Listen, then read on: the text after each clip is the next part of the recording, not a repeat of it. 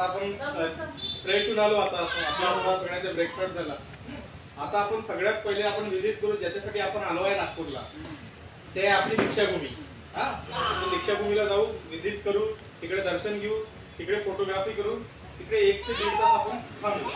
आणि तुम्ही प्रयत्न हे कराल की सर्वात पहिले जाता बरोबर तुम्ही फोटो काढा. ते फोटो याच्यासाठी काढा कारण ते फोटोची प्रिंट द्यायला खूप वेळ लावतात. तुम्ही पहिले फोटोग्राफी करून घ्या, मग आज जा, दर्शन करा, तोपर्यंत तुमचे फोटो रेडी राहणार. ठीक आहे. दीक्षाभूमी झाल्यानंतर आपण जाऊ गोरेवाडा झू. बाळासाहेब ठाकरे गोरेवाडा झू आहे, तिकडे तुम्ही एक एंट्री तिकीट काढून घ्या आणि फिरून या. तिकडे आपण 1-1.5 तास आपण स्पेंड करू. त्याच्यानंतर ते झाल्यावर त्याच्या समोर थोडं चिंचोली आहे. चिंचोलीमध्ये म्युझियम आहे डॉक्टर बाबासाहेब आंबेडकरांचं. तिकडे त्याची हॅट, टायपिंग, चष्मा, पेन वगैरे, त्यांचे कपडे वगैरे, कोट वगैरे ठेवले आहे. ते खूप पाहण्यासारखे आहे. ते झाल्यानंतर आपण वापस रिटर्न इथे येऊ आणि लंच करणार.